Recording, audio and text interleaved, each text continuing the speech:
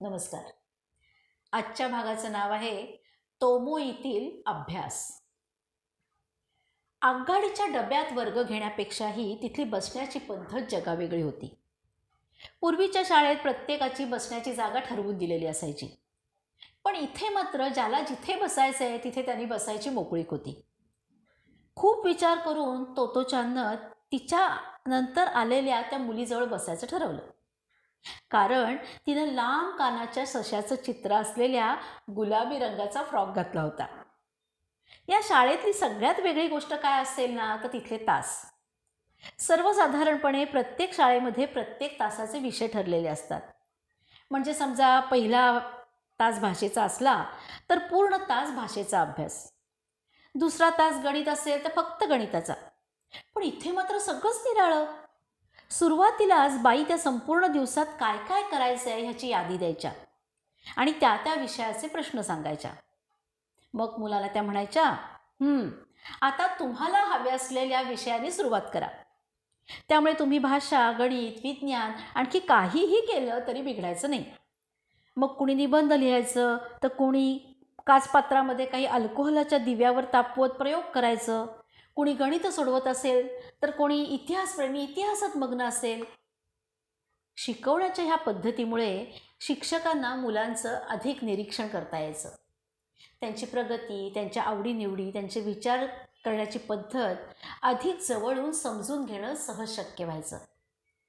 विद्यार्थ्यांना समजून घेण्याची ती एक आदर्श पद्धत होती.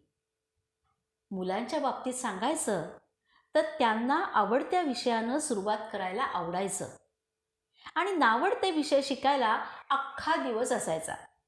त्यामुळे ते कसं बसं का होईना पण पूर्ण व्हायचे. सगळा अभ्यास जवळजवळ स्वतंत्रपणे करावा लागायचा.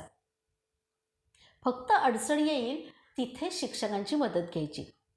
मग शिक्षक जवळ येऊन नीट समजेपर्यंत समजावून सांगत आणि अडचण सोडवत. तो खऱ्या अर्थानं अभ्यास होता आणि त्यामुळे विद्यार्थी नुसतेच बसून ऐकतायत असं कधीच झालं नाही.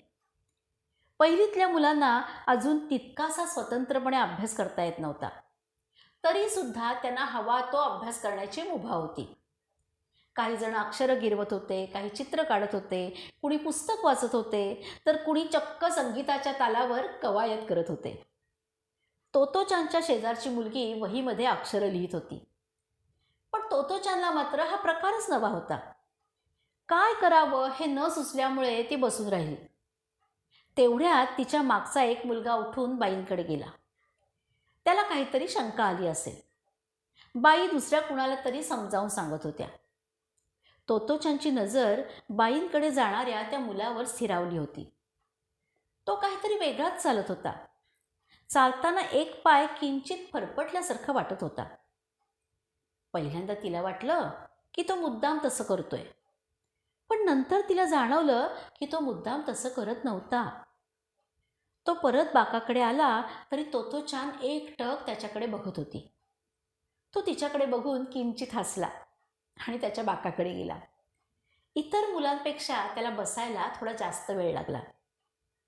ती घाईघाईने त्याच्याकडे वळून म्हणाली, तू असा का चालतोयस रे? त्याने शांतपणे पण अगदी मऊ आवाजात सांगितलं, मला पोलिओ झाला होता. पोलिओ? तोतोचाननं हा शब्दसुद्धा ऐकला नव्हता. हो, माझ्या पायालाच नाही हाताला सुद्धा झाला होता. त्यानं आपला डावा हात पुढे केला.